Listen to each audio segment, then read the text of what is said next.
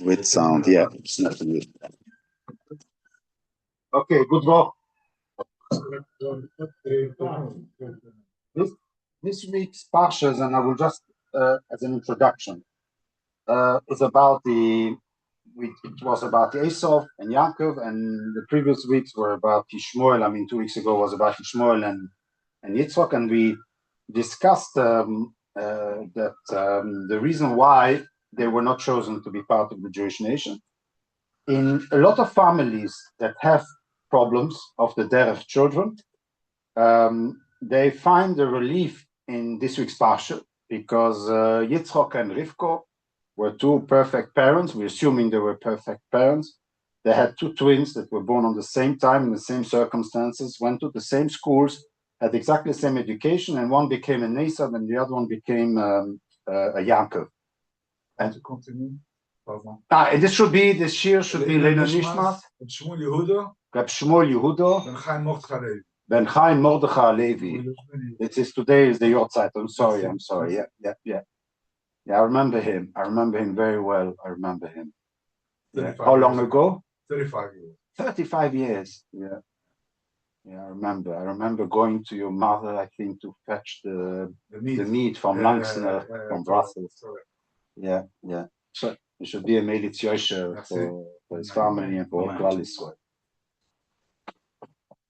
So that's how we normally tend to explain to those families that, look, Esau, they received a perfect education, and still Yishmael was raised in the house of Avram, and still he became a Yishmael.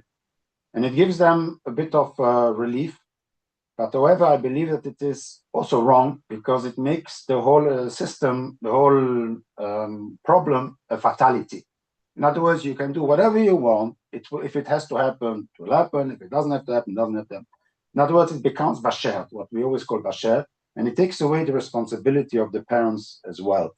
And so therefore, I believe that there is, of course, a certain responsibilities by the parents. There is a fatality, but there's also a responsibility by the parents, and there's also the child itself, the nature of the child that actually is open for this type of behavior that is when he's exposed to certain triggers.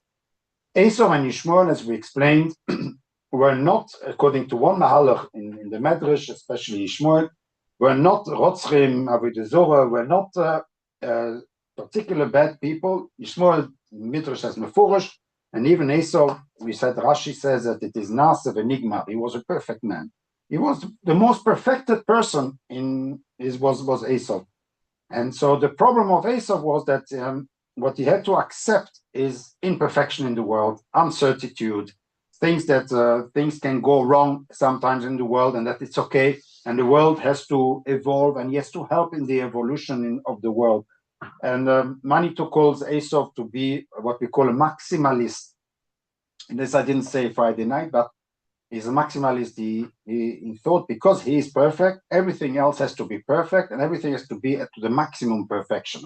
If there is kedusha in everything, then we should also take meiser from everything. The famous, yes? How does that fit with the Medrash, which says that he was an old woman? No, that's perfect. Because he didn't need a bris milah? He didn't need bris milah. He was born perfect. Because his parents thought that he's not healthy because he was so red. So they say we're gonna wait. That's another story. And that's another. Then when at his bar mitzvah they had to perform, and he said, "No, I don't want." Yeah. So it doesn't fit. No, it doesn't fit. Like I said, there is, and I also Yishmael. When I say Yishmael was a tzaddik that actually felt that he had the right and he was taken away unjustified. That's a medrash also. So basically, you have always. That's what I'm saying. The medrashim, you have medrashim that goes in this direction, the more religious medrashim, and the other one which are a bit more of the modern style explanations. But so Esau was also, and you had to learn to not to be maximalist, and there is kedusha in Maser. We only take from Dogon, from Tirosh, and from Yitzhar, and not from Melach and from Kash. That's it. That's how it is. You have to accept that the world is not perfect. The world is a bit mixed. There is a bit of imperfection. There's a bit of incertitude. that not everything has to be judging the way that everything has to be perfect. And that is what Yaakov proved it. Yaakov proved it in any case.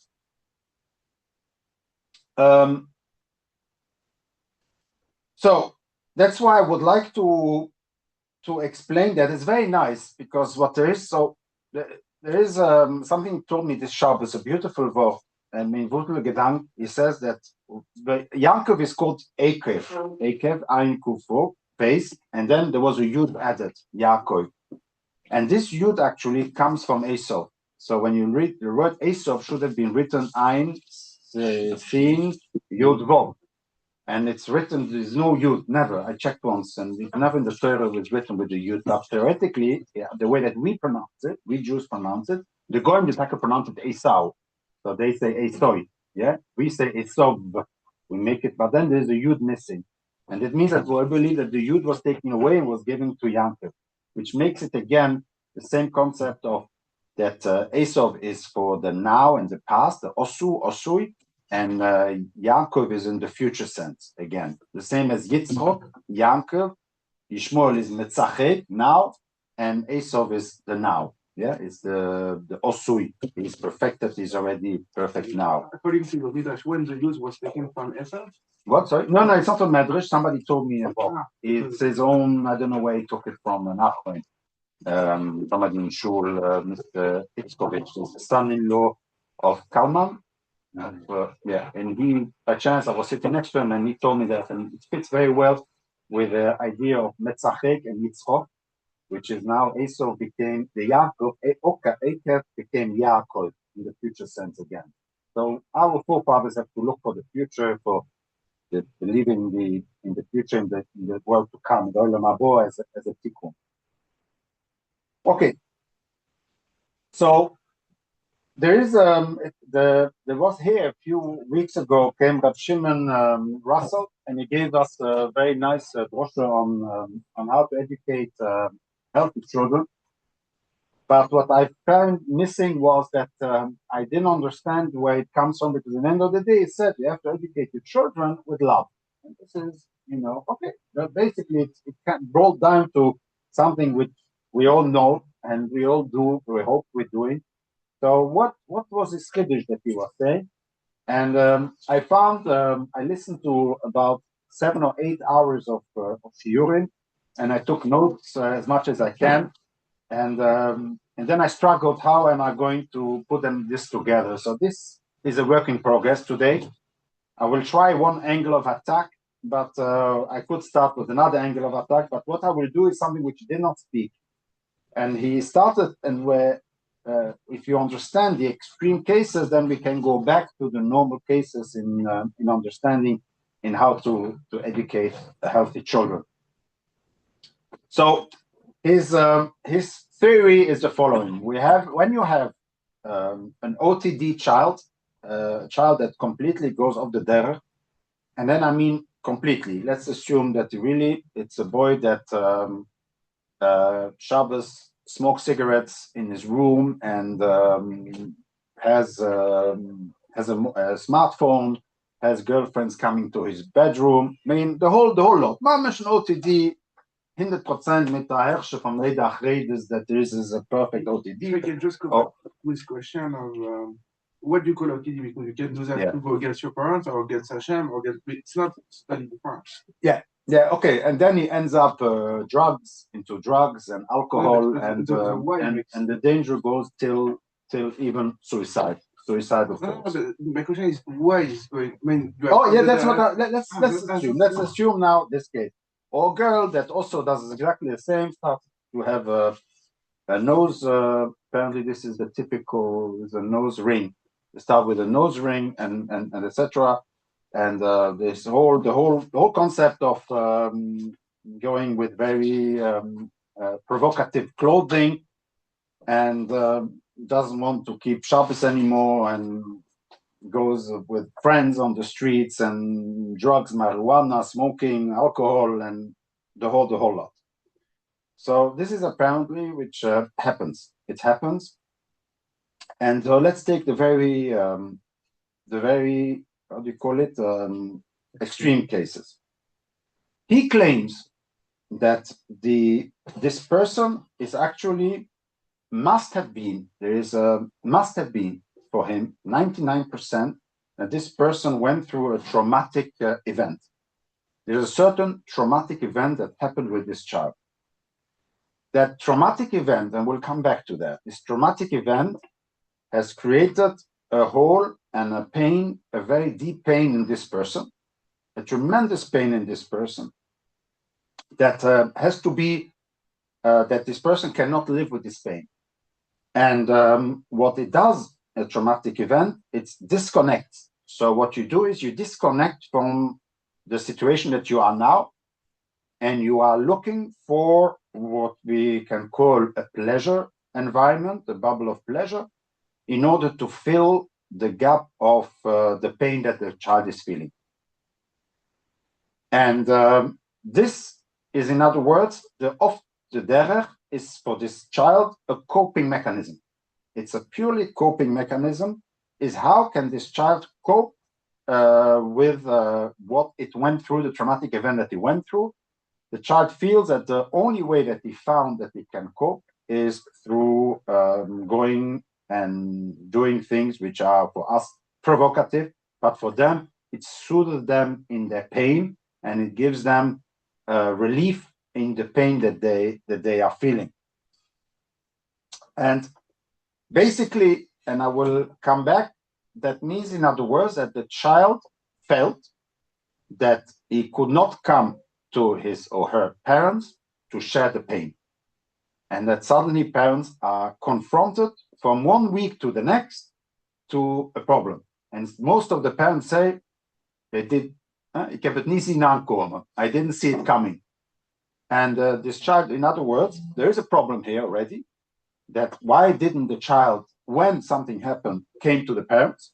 That's, of course, already a little bit of a problem. And then he also claims that when you see it, but before you start, you say it's about sexual abuse. Yeah. So trauma is not specifically sexual abuse. No. Let's first call a trauma, traumatic event, and then we can enlarge the concept of trauma to quite wide. The problem is that what we tend to do at that moment is to sit down with the child and reason with him. What are you doing? You're harming yourself. You are, by doing this, you are, where is it going? You know very well. And you start to reason with him. You even get a little bit upset, and you start crying, and you believe that you hope that with this reasoning, you will be able to convince the child. Yes? But you are much too late. Exactly.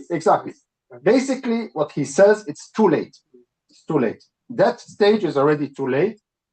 And what you have to do now is to change the chinuch. The chinuch have to go from normative chinuch, a normal chinuch, a regular chinuch, to what he calls a crisis chinuch. From that moment on, and that is a big chiddush, it's already too late. You cannot save the child anymore. Finished. Whatever you're going to do, it's not going to work. The only thing that you can do is to change completely your chinuch system. And you have to go from a normal chinuch to a crisis chinuch. So he introduces the concept of crisis chinuch. The crisis chinuch does only one thing, is reconnect with the child. So the child, because of the trauma, disconnected. He claims that the word trauma means disconnection. The child disconnects, and that's what you disconnect from. When you have a traumatic event, the first thing is you go away. This is a reflex. It's a disconnect. And now the only purpose of the chinuch that the person has to have is what he calls crisis chinuch. That means to reconnect with the child. And that is one of the chidushim that I've written down here, is that in that case, and that's the biggest chidush, which he did not want to say it on the evening, the biggest chidush in such a case is that the chinuch changed completely. It's the opposite of everything that you have done in the past, but the exact opposite. So when a child says, I want to go and eat a McDonald's burger, so you say, very good, here you have money. Do you want me to bring you to the McDonald's? Okay. You hear what I say? I say it again. What? Yeah, maybe say it again. A crisis chinuch means that the only purpose that you have now, the purpose, responsibility as a parent, is to reconnect with your child and to be living in the world of the child. The child wants to go in McDonald's. You go, you give him the money, you go to the McDonald's, you wait for him, and he comes home, he comes back home, you tell him. Thinks he's got approval from the parent. What? Sorry? But then the child thinks he's got approval. It's finished. Forget about approval or disapproval. The child is got into a mode that he cannot get out of it.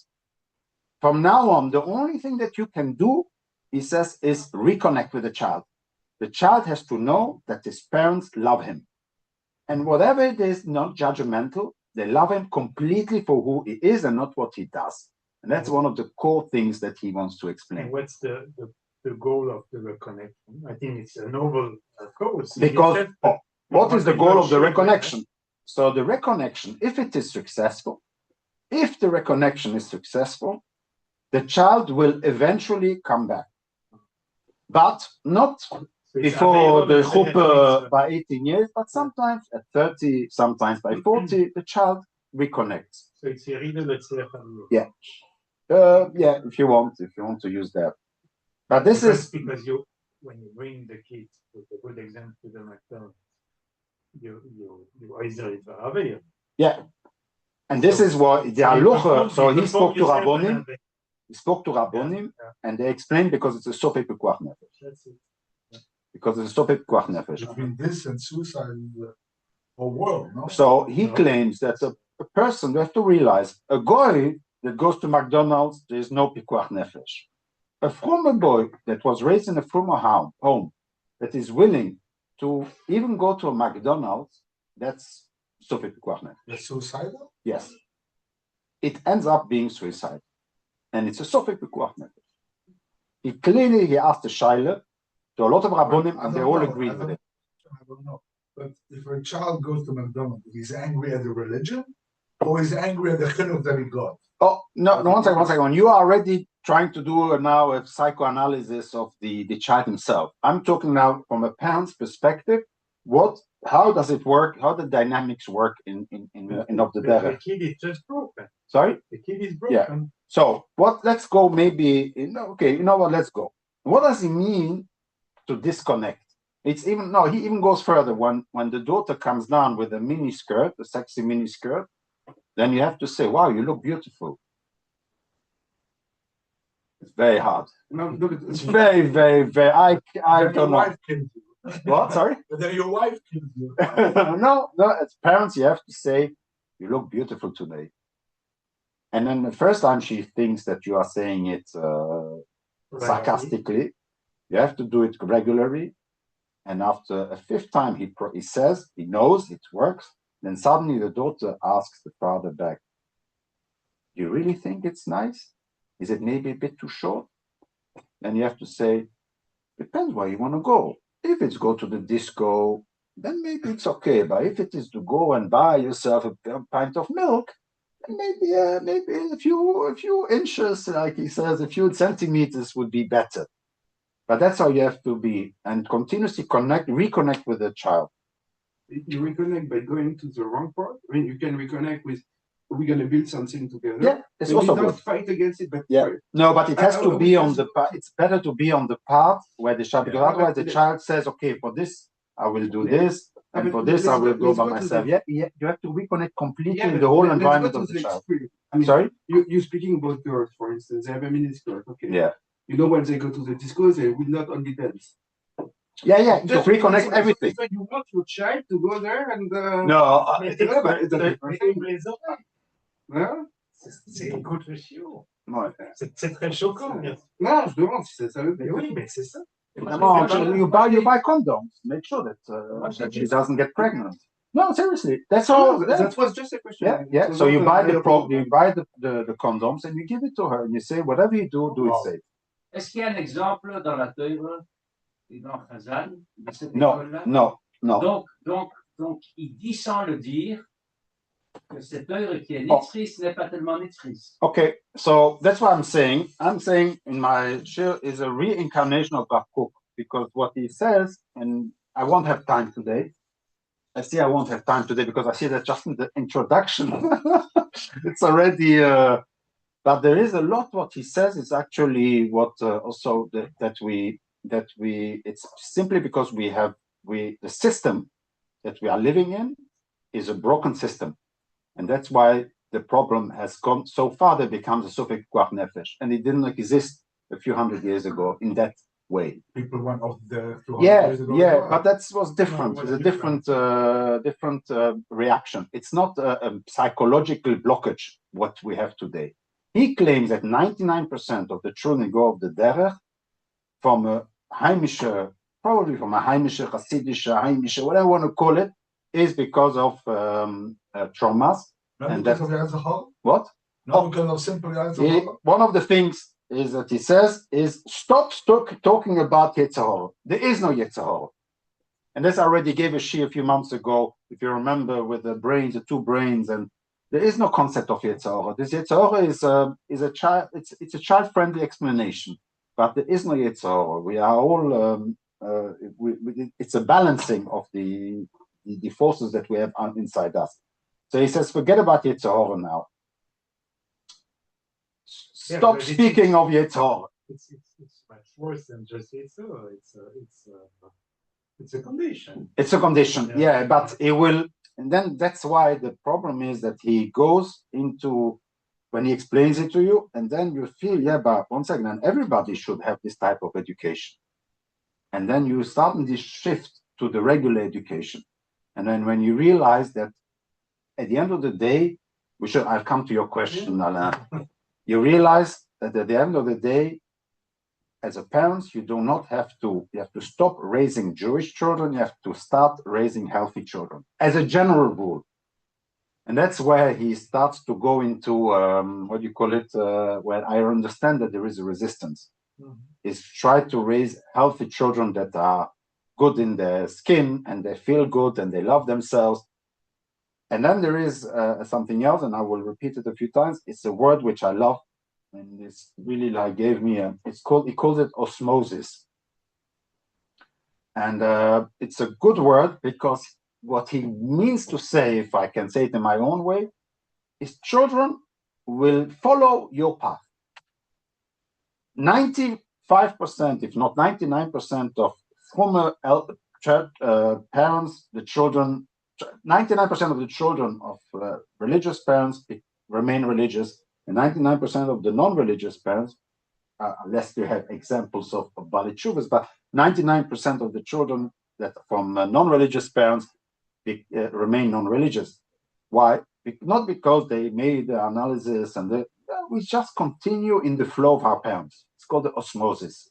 A child, wants to please and to continue in the ways of the father.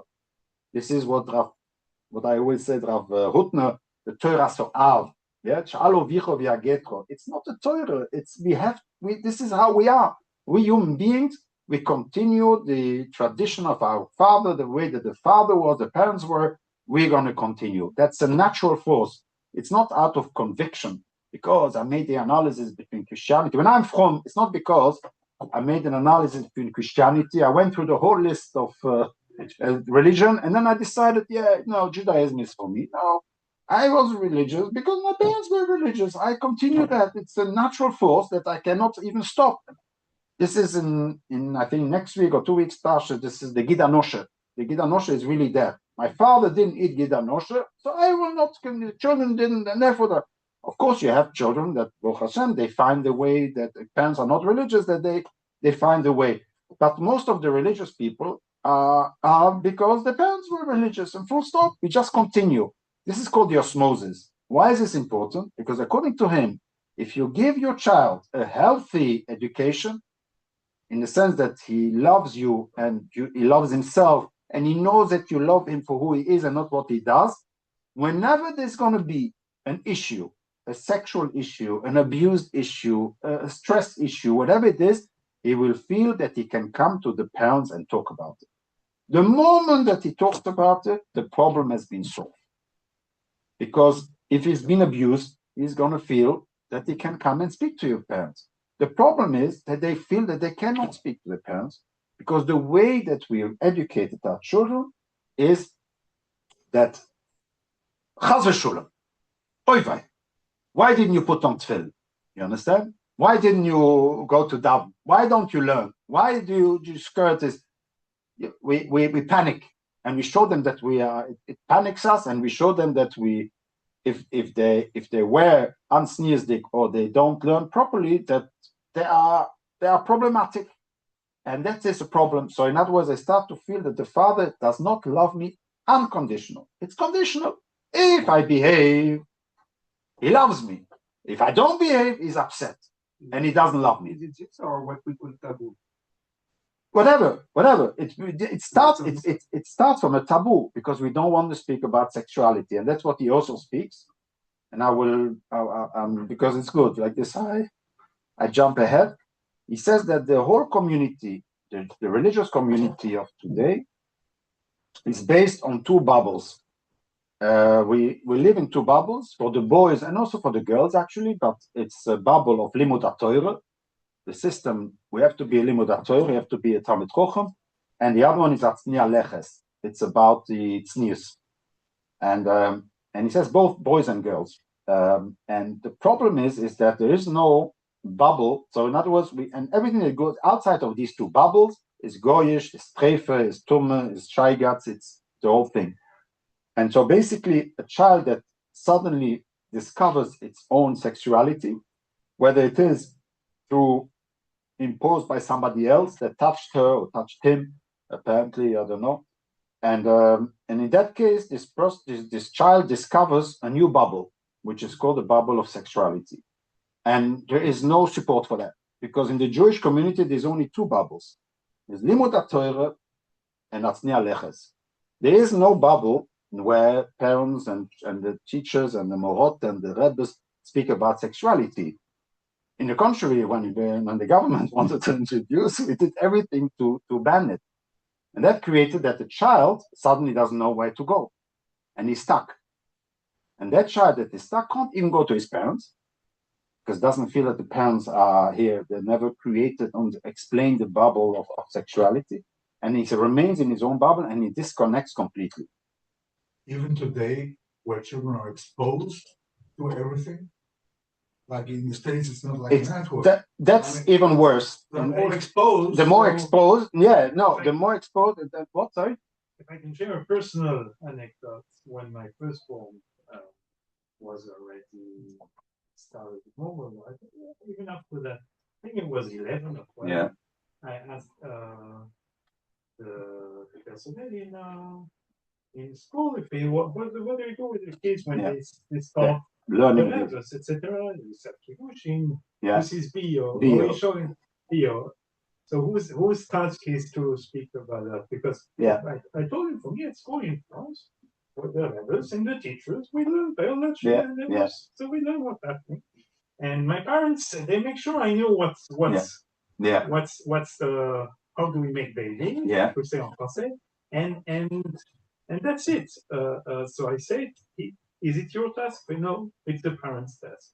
Okay, so you mean if the parents say you don't want to take it, or you want the parents to take it? No, we definitely want the parents to address that with the children before bar mitzvah time. Before bar mitzvah. And this is what I did. Yeah. But a lot of people they don't know. No. They don't know. And in school they do not. They do not address it. No. I can say that a lot of people do not.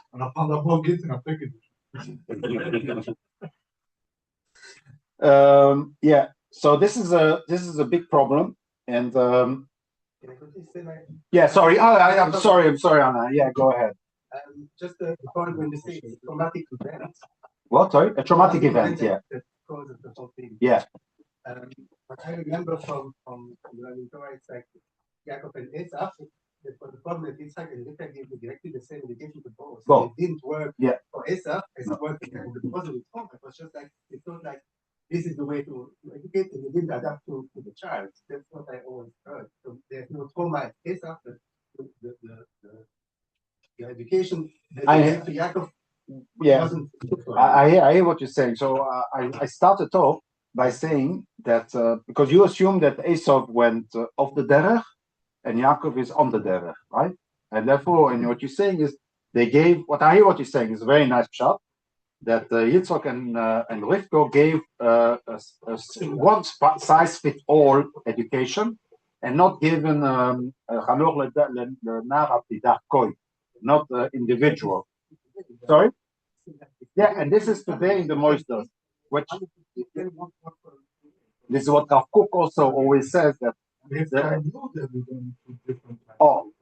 So what but that's why I started off saying that Yisrael was not rejected because he was the Oisdorf, the Rosh Balavera, but simply because he was not fit to be. It's the Chunois, his personality was not fit to be a father of the Jewish nation.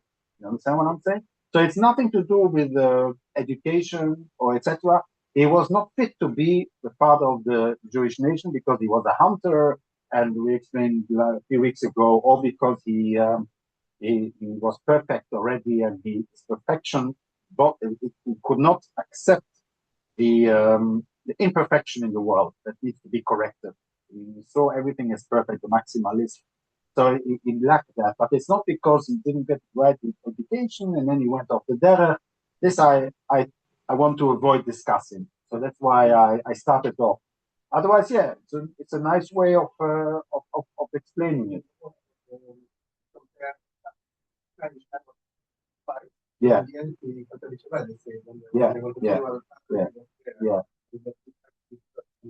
Yeah. So we had the two schools.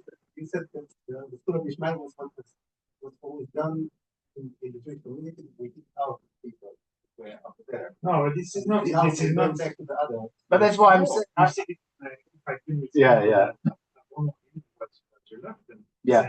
Yeah. And Hashem. That's why Hashem said, this is what you have to do. But if you want to have Ruach HaKodesh, you couldn't send away. He was not allowed to send away. And to the contrary, I think it's not what Rabbi Shimon Russell said. It's not modern. What is modern is that if children don't get the love, they really get a certain end of thinking. No, only if they don't get the love and they have a traumatic event, then they don't have the resilience to fight it. But in the overseas, you see that they love their children. When that's there why was Al-Qaeda, he said, he loved also Yitzchak, not only Ishmael. Yeah, he loved both. Yeah, Yitzchak loved Esau. He even had the preference. It says a preference for Esau even. Yeah.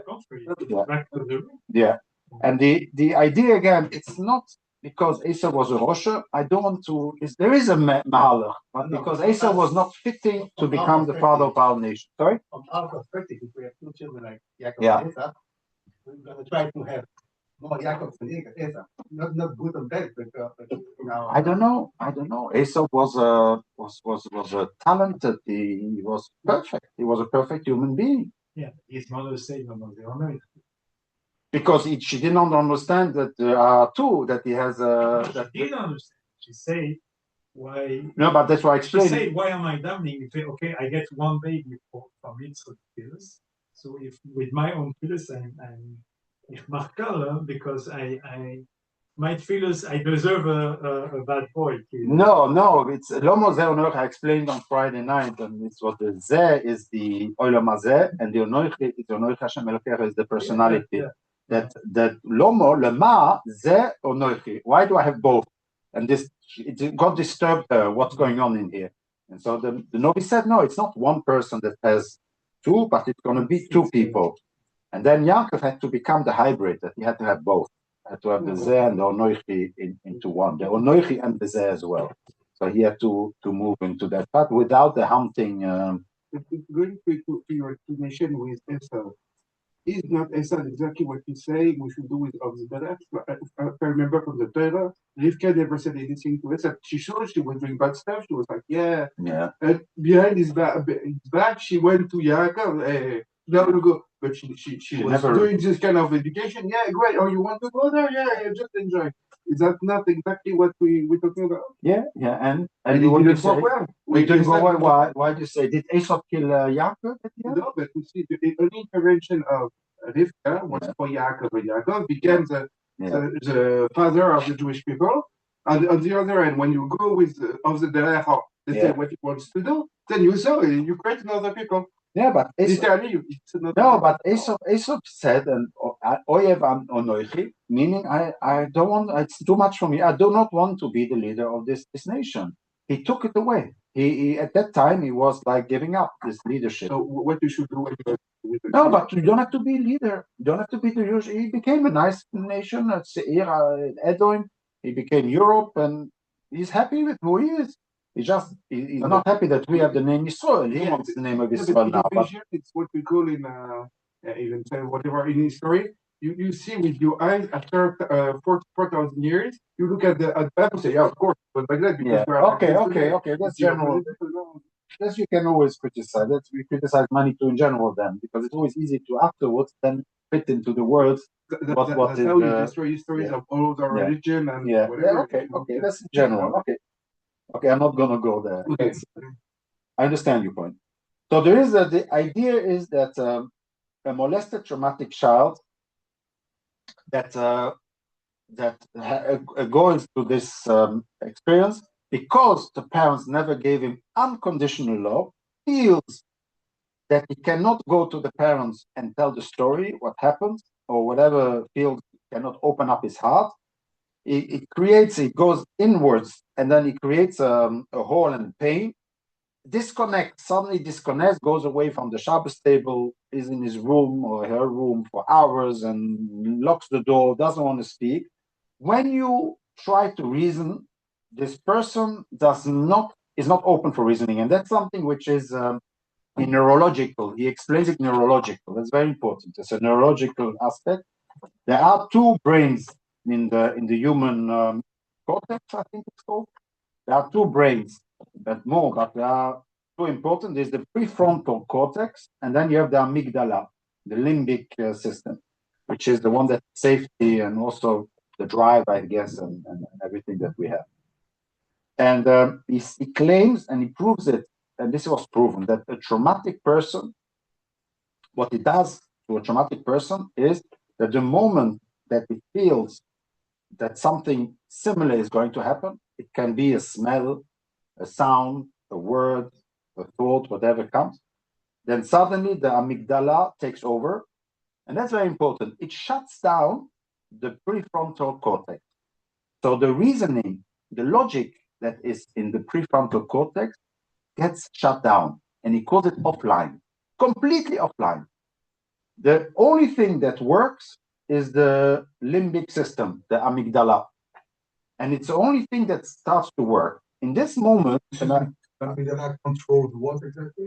the flight and fight, the reflexes, the fight and flight and freeze when you are confronted with a danger, when you see somebody with a gun pointing to you, so this stops working. So what happens? And then you are only focused on survival, and your whole body goes to your heart, blood goes to your heart. There's a whole process that works. That's why the adrenaline and the whole concept. But you don't control that. Then, and it's not control anymore. There is no more reasoning. There's no more reasoning in your brain. You cannot reason. When it claims that, because normally how it works is that this part sends 4 times a second electric to see if everything is okay. So the brain sends 4 times it. If somebody that has the trauma in the moment of this traumatic event, it's between 60 and 100 times a second. It's completely, he gets overstimulated. For the rest of his life? No.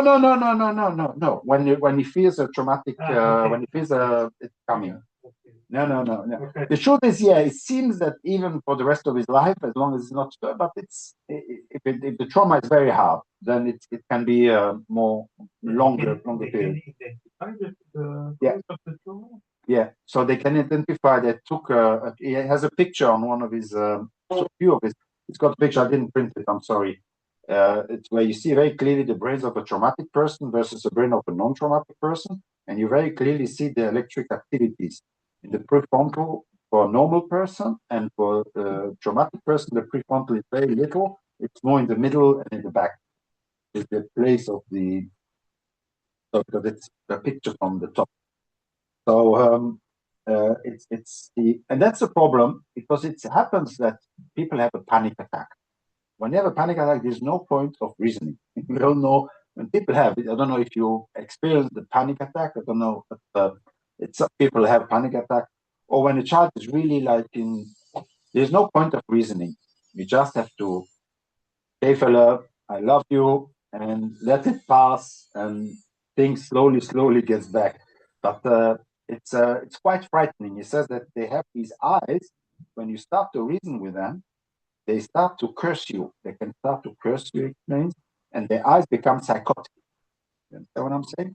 When they are in such a mode, when they lock themselves up, when they disconnect, at that moment you cannot reason with them. There's no point of reasoning. And so therefore he explains that the person that went through a very harsh traumatic event, at some point he disconnects, and when he disconnects, it's over. That's it. It's over. And from now on, what you have to do is you have to only focus your chinuch on you should be helped, not on you should be Torah mitzvahs, Tayag mitzvahs, and the Torah. It's not at all anymore. At all, he says, in your periscope, in your system. It's at all. The only thing that you have to give him is happiness and self-love, and show that eventually his trauma can be healed. It's very hard, but it can be healed. How do you talk with other kids? Is like this one going to the McDonald's? That's I guess that this is questions that he receives continuously, and as a therapist he has answers, but I cannot, I don't know. Non, mais la question est plus grande que tout. C'est-à-dire, s'il n'y a pas d'électeur, et l'autre qui est traumatisé et on peut le prendre là où il veut, alors automatiquement, et je pense qu'on peut, les rabbins, on peut automatiquement faire une avalanche. Ouais. Parce que qu'est-ce qui se passe dans le monde religieux? Il y a une ligne claire entre le légitime et le pas légitime, entre mon frère, le bel-seul de la feuille, lui, il faut le tuer, et le légitime. Et comme ça, la feuille est construite, et comme ça continue un peu jusqu'il y a 200 ans. Là, tout peut-être. Et maintenant, comme lui, il parle pas comme un personnage religieux. Non. Il ne parle pas de la religion. Non. Merci. Ouais, parce qu'il donne une façon d'ailleurs. Ok, maybe. Il n'était pas là. Il n'était pas autre chose. Il a apporté des psukim. Ouais, mais je peux aussi amener des psukim. Non, ouais. Quand ça m'arrange. Ouais. Quand ça m'arrange, j'amène un psukim. Quand ça m'arrange, je ne fais pas. Non. Lui, il dit ça et il dit que les vrais c'est que la première tâche d'un parent, c'est d'élever un enfant en bonne santé. Et la Torah après. Ouais. En fait, ça veut dire la Torah. Qu'est-ce qu'il fait avec l'amour qui dit qu'on peut taper un enfant qui a un rêve qui tape un élève, et l'élève est mort? L'élève est mort. On passe pas comme l'amour. Non, c'est ce jeu-là. Moi, je suis pour l'honnêteté. Ou tu es dans le cadre, ou tu n'es pas dans le cadre. C'est très bon. Très bon. Mais dis, je ne suis pas dans le cadre, et dis, j'ai pas cette amoureux, je pense, regarde ce que je passe. The point is the following. Let me answer you. Maybe I'll use your point. The Ben-Sora Moira is exactly that. Oh, there it goes already. He's already nearly going to kill people. And that's what Torah says to kill. The question is, I don't want to kill. So it's a parent. It's the choice of a parent, right? Ben-Sora Moira is not we have to kill a Ben-Sora Moira. If the parents come and they say, so it's a choice of the parents. I don't see many parents doing that. Okay. What? Both at the same time, and Chazal gave it even because they didn't have to, because there is, I don't think any parent would go. Yeah, Chazal made it impossible to happen. But the both parents, but if you have a good parent and you say, you know what, how can I save them that he should not go to that there? So that's what he gives. He gives, if you don't want to have this child in your house, you want to chuck him out, do it. It's your choice. He's going to end up on the street with an overdose in drugs and he's going to die. That's one way. But you save your family, you make good shidduchim still, nobody won't mention it, and etc. Or you have another possibility that you take a responsibility as a parent and you say, what can I still do to save that child? And that is what he speaks about. You have a choice. As a parent, you have a choice. Either you decide, I chuck him out of the house, the Ben Tzor Murray should die, I don't care, but I need to protect my family, other siblings that are here, I messed up, or whatever happens, and he's going to end up wherever he is.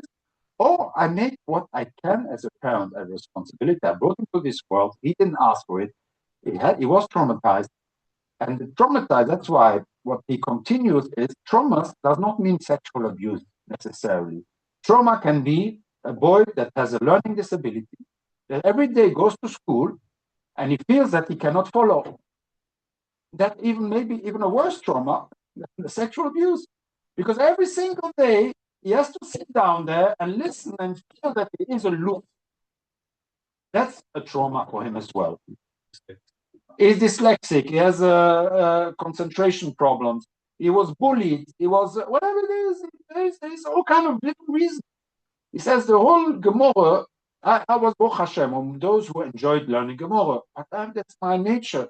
But there were 80% of my class that didn't. And then we had the Rebbe on Sunday morning, all the class, the whole class, asked him go to the toilet. They all went to the toilet, and then somebody brought a ball, and they were playing football the whole lesson. And I was the only one in the class. I had a chavrus with Rabbi Kastner. Really, it's a real story. For a whole year, I was like that. It was already a minhag. It didn't stop, exactly. So the system is in such a way that this also causes trauma. So he expands the definition of trauma, not that somebody that got touched or pushed or groped or even raped or whatever it is, does not have to be that level of trauma.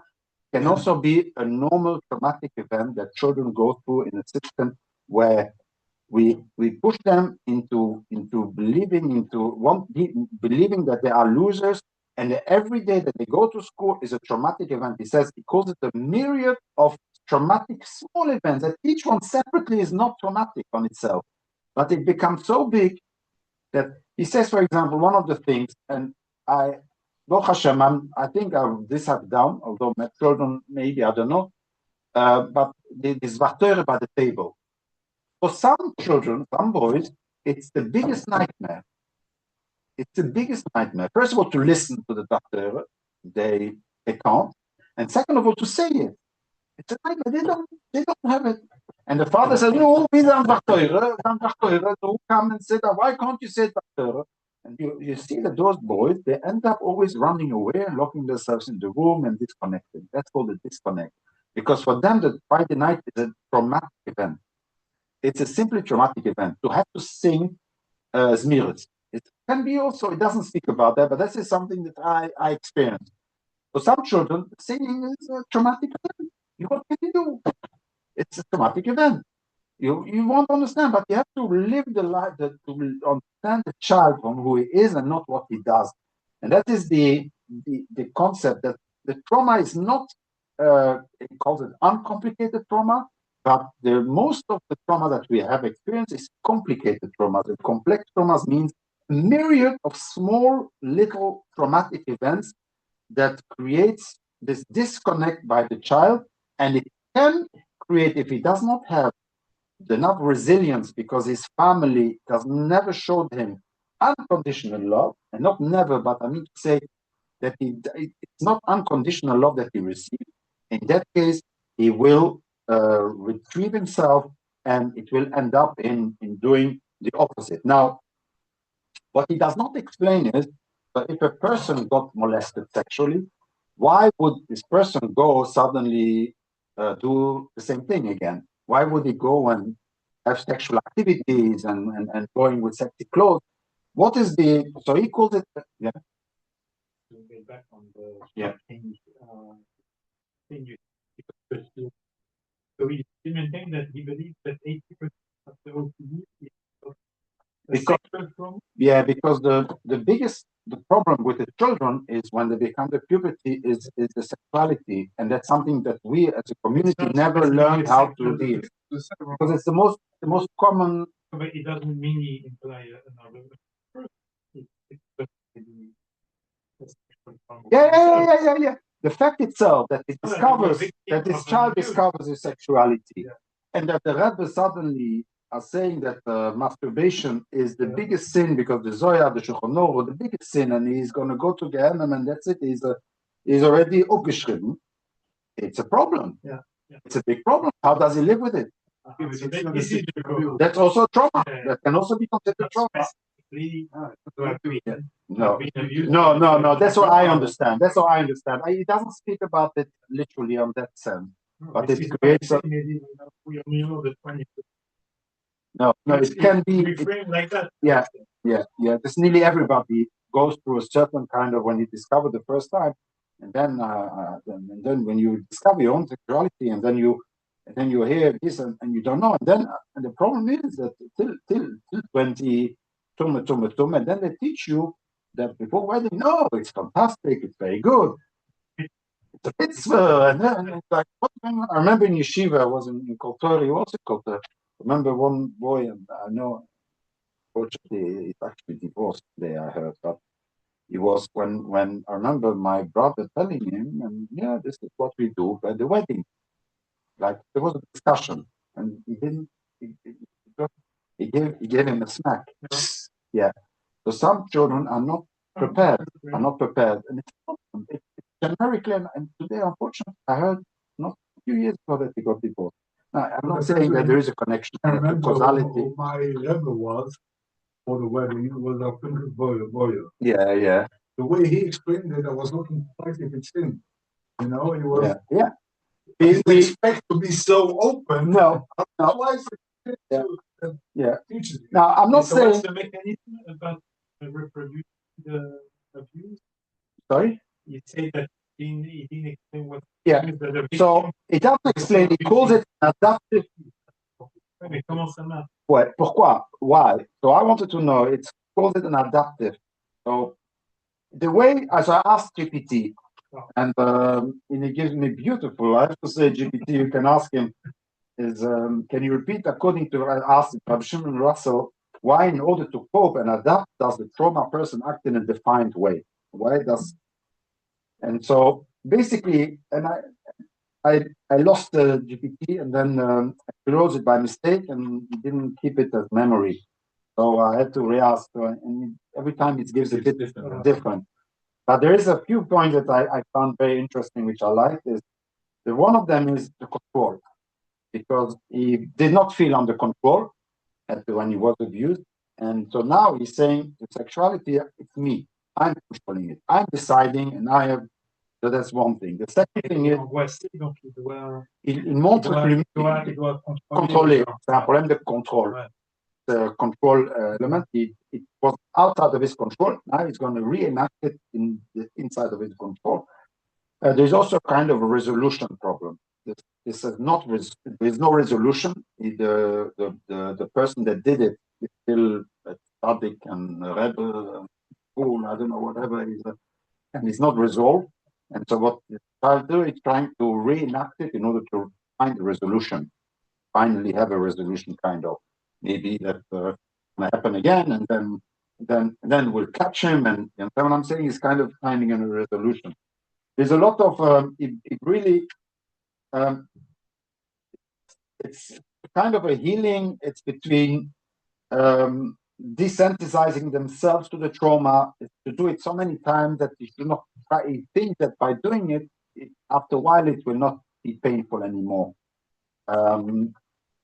There is you have to really go ask it. Dissociation and identity fragmentation. It's also, like we said, to master the original trauma. To feel normal with the body again, it's also a way to do it. I don't know, but there's a lot in because it's very interesting that they tend to leave religion. It's not because they don't like Judaism, because the moment that that's what his experience is. He went to thousands of patients of children like that and families. The moment that the parents manage to get back to the level of unconditional love, the osmosis part, what I call the osmosis power, the post osmosis, brings the child back automatically. It's not that the child decided that Judaism is corrupt, they will say it, but they go back to where the original sources are, the roots are. What he said, enough. That there is the child cannot disconnect from his parents. It cannot disconnect from us. It's something which brings them back, but it has to have a good environment, and that's the point that he wants to make. Now, there's a lot more that I've written down, but I think that it's quite clear, more or less.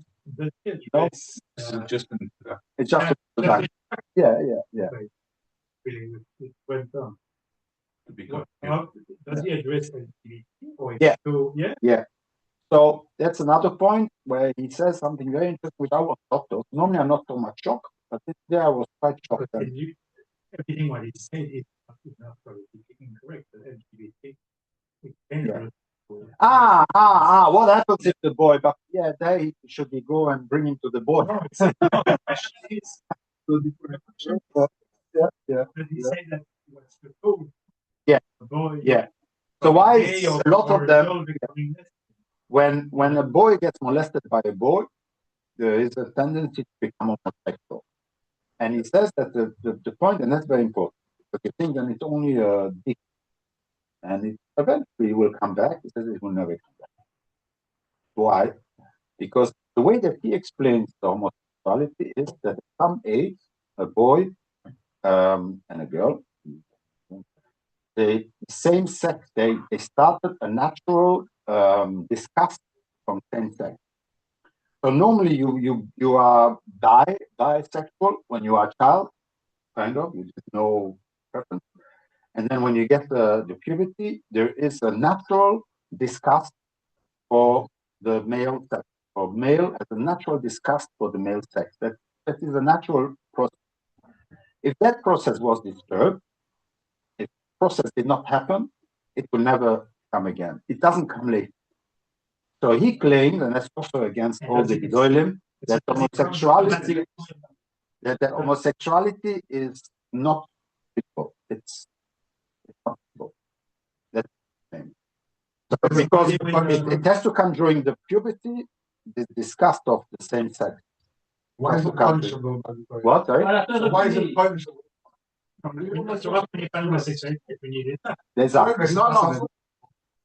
I always give an example. I'm falling in love, deeply in love, with a woman that's married already. Well, not my fault. I love her. I will live with her, and then I will. There's sometimes, then you have to restrain yourself. It's called restraint. You understand what I'm saying? It's not my fault, but that's how it is. Mais il y a un échappatoire. Ça donne la possibilité de se marier avec un autre, une femme. L'homme, pas d'échappatoire. So I gave a whole shiur once. I don't know if you remember. I gave a whole shiur on homosexuality, and there is a solution. There is a solution. No. No. I remember I gave it a few years ago, and there is a solution. There is a solution where the Rabbonim put, because there is a Gemara, because whatever he is Toya Tovo, if it's a mistake, and but in any way, if this person is Potter of Puruvu, if like this is a Rabbi Chosid, which Moshe said we're not allowed to learn it fake, but there is a Rabbi Chosid that says that the Israel homosexuality is because of Puruvu. But the moment that the person is homosexual, since he cannot live with a woman, and it's fair to make him marry a woman, and it's fair for the girl. Well, he's gonna force himself, but he's not gonna have the intimacy. With that, when you say that, he needs to have this doesn't have to be. He has to discuss the doctor. But Yeah, normally. Normally, yeah. I understand from homosexual that they cannot live with a girl. They cannot live with her because they have a disgust of it. And with what do you do with the bee? I don't know. Yeah, these are all kind of. Because it's it's all kind of. It's quite fashionable. Many times they hear boys say, since they're a kid, they feel like a girl. Yeah. So something like that could be. Basically, so a homo cannot marry even. So Rabbi Shimon says that the issue of Mishkan Socher is linked to Puruvu. In other words, if there is no issue, if there is no mitzvah Puruvu, then if you do the shtar with the code, then there is no issue of that's really. So once you did already Puruvu, the problem is now I don't know if I'll be able to publish this video. But that's or if he made already Puruvu, then he can become a homo. You said it. What's your name? No, but you have cases where the lesbian marries the homo. They know about it, but they want to have children. Yeah. So they marry. Okay. Yeah. They have children together. If they both know, but sometimes what they do is they take a homosexual boy and they don't tell nobody, and then they try with treatment and not marry her, and then they marry him off quickly in Petronzangit. It's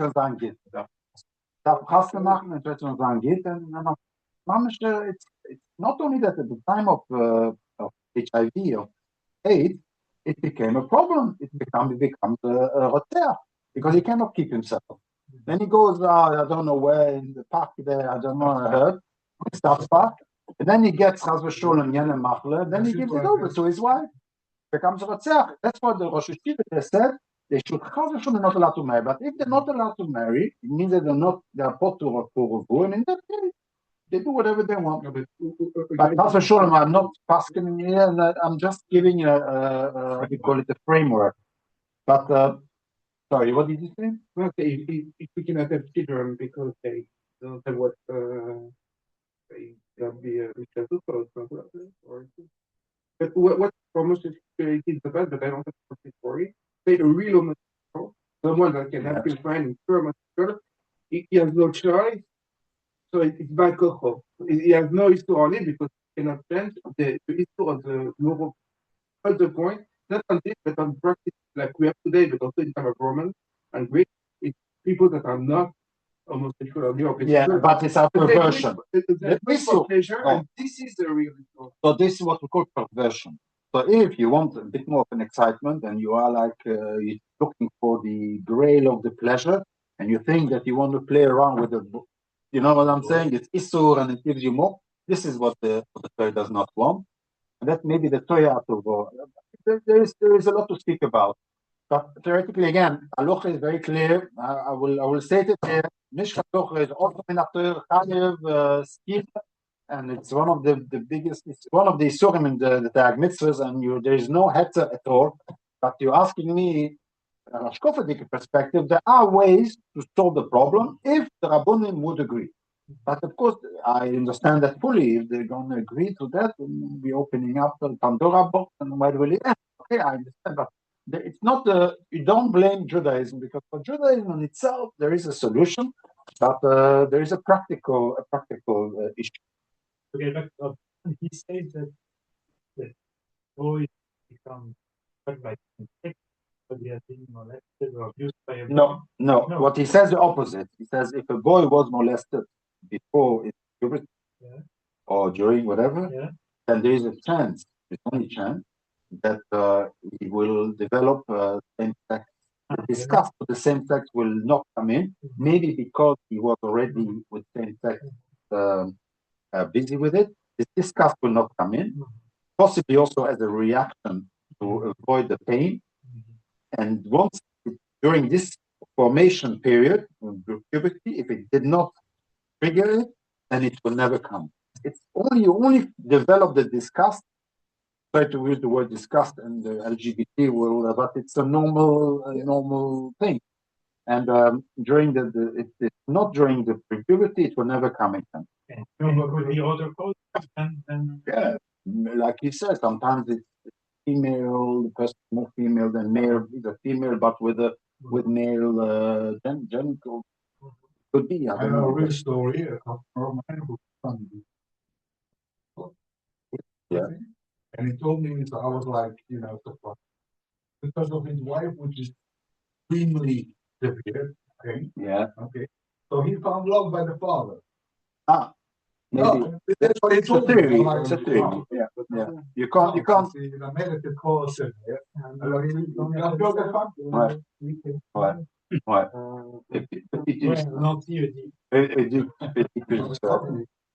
Ouais.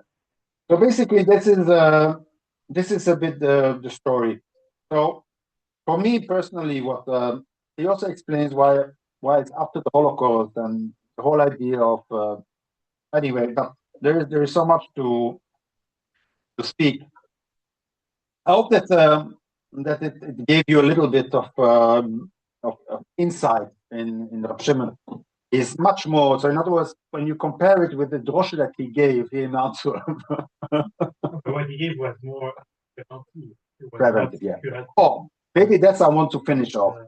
So basically, the question then is, if little traumas is like learning disabilities, he's not to become a trochem, and yes, he's more inclined to sexuality than others, and then suddenly he becomes traumatic. The question is, when should you start switching to crisis? And shouldn't you start switching to crisis straight away from the beginning and focus on the healthy relationship instead of focusing on put on pill and go down from give men, bench and sit down by the table, sing Mira, say that, and start already from the beginning to give unconditional love. And he said that if a child did not receive unconditional love from 0 to 2 years old, it's play. It's what he from 0 to 2. Yeah. Because that's when your formation is that from 0 to 2, a parent is not allowed to shout at the time. I doesn't understand him. Yeah, but he feels that he's being shouted at. He's not safe. Parents love me only when I'm doing good. If I'm doing bad, they don't love me. And that becomes hard-coded in the brain. It's very hard to unlearn that. Basically, that's the problem that we started that we didn't, I don't know, I'm sure that I shouted and we all did, but that's what he says. And if you do that properly, then you do what is called the limit setting, and then you when they become 2 years, you start doing limit setting, and you have to go brush teeth, you have to go to the bed on time, and you give limits to the children. They accept it as it is coming out of unconditional love, and therefore it becomes easy. And those people, when they have a problem, whenever happens something to them, it's much then they go to the parents. Happy, why can't I learn? Why boy bully? It's going to come to the parent. I've done something wrong. Oops, I had a discharge of semen discharge. What happened? And we go to the father. Naturally, something happened. What is it? You understand what I'm saying? And he will come. But unfortunately, because we are upset when the child does wrong, he feels, they love me only when I'm a good boy. They don't love who I am. They only love what I do. And that's the problem, where the problem starts. And that's where we all feel guilty and all think back. I should have. We should learn more about education. We should than anything else. So we should give this book from him. I don't know. I haven't read the book, but every person before he gets married should read the book, and maybe this time do it right. Where can you see on YouTube Shimon Russell? Oh, there is hundreds of YouTube video. I went through 8 hours of videos, and I've all written it down. I took notes. This is there are one of them that I like very much. It's keeping our kids on the derech, part 1, and then there's a part 2. So together like 3.5 hours video, and he's uncensored. Uncensored. He's mamish uncensored there. Yeah. And then there is also very good is the panel, and he has a panel with his wife, It's very good, because there he's even more uncensored, because he feels that he's not recorded, although he's recorded, but it's a panel, so it's like not in front of, and there he can say things. The main idea that his wife said something which Cook is also very much into is so what, the child is not religious, but at least he is a good man, he doesn't steal, maybe this is better than somebody that keeps troubles and steals and is, I don't know what. You understand what I'm saying? Yeah. This is what the wife said. This is very much into the Rav Kook's vision of the. Just if I can say that from your interpretation, I mean, maybe I'm wrong. So just two things. One is you take for child. Personally, okay. I mean, you can assume what you do. Yeah. You can have to work and love this, but you say, "Oh, cool, you're just a victim." Yeah. I mean, the idea of going to a child, you are a victim. I don't know the work that. But that's what he means. That's what he means. The child is a victim. You have to understand the child is a victim, and he did not choose to be in that situation, and he's coping, and he's trying to survive a pain that he has. He's a victim of the system. Go earlier and take from the beginning, from 0 to 2, it's already. No. From 0 to 2, he doesn't feel that he is loved unconditional. And that's why, the moment that there is a problem, he will not feel that he has parents to turn to. Not because he doesn't unconditional love that he's going to turn up to become OTD. No. Of course, but you say you said the pride is love from the beginning. From the beginning. So from the beginning, which is also in reality, maybe not my generation, the one which is the creation of even by Jews, but also by Green. There was no. They can do anything. It's a terrible generation. You cannot see. But they didn't have limit setting also. No. That's what he said. There is limit setting. So what I said, from 0 to 2, you don't have limit setting. 0 to 2, 0 to 2. From 2 on, you have to put limit setting, but it has to be based on the unconditional love. So it has to be a continuation, and not just as a child already, and then when he's 3 years old, and then in exactly the same way that you're treating him. Then the child does not grasp the concept, and he doesn't love himself also now, because he feels that he's a naughty. He can be naughty also. And that's my second point. Not from 22, but he said when a child quits, and then you see students, it's already too late. That's what we call fatality. Yeah, and that's also. I mean, I can drink the Rambam about this, but I will not. My fact is, if you go to a child and say it's too late for you, I mean, I place myself as a child. Because I start to turn, and my parents come to me and say, for you it's too late, but I love you, and we go with you. And you want to go to.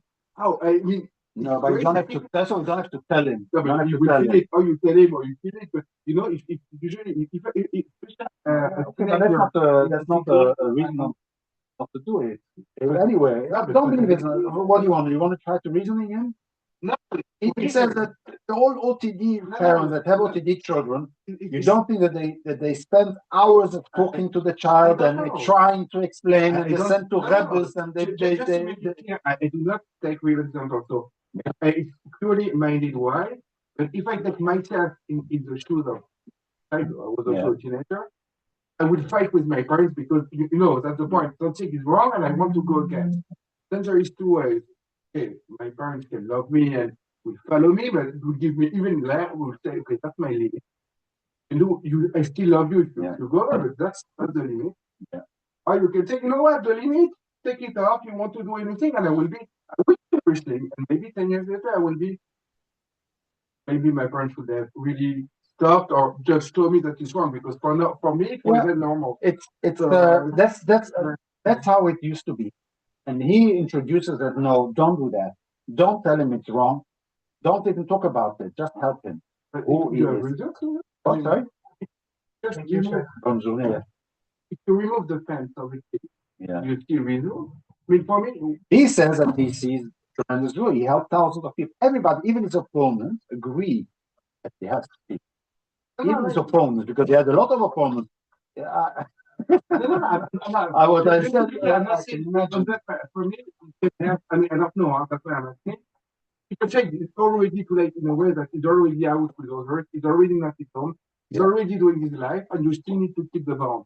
And then for me, it would make sense. But if the child is still at home, okay, he might have a girlfriend, a boyfriend, or whatever, but still atom is that's why I ask why it's then and still atom is still big second paper. You have the profit around the table. And not the one that is not in the table, we don't think about it.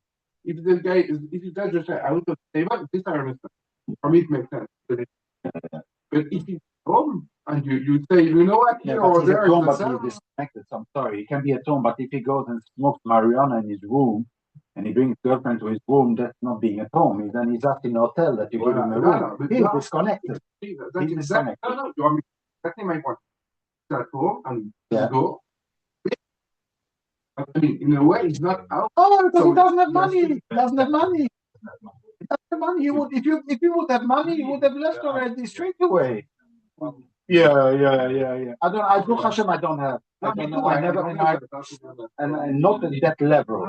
I know from people close to me, but not to that level. That's why I started off with the most extreme, so that you understand the mechanism. And then the question is, how far do we have to go now today in educating our children, or to help our children, educate their children, and helping them and explaining them this mechanism? Because once you know the mechanism, if you are early enough, then the problem. It's not that the child will not experiment and try and this, but he will eventually come back.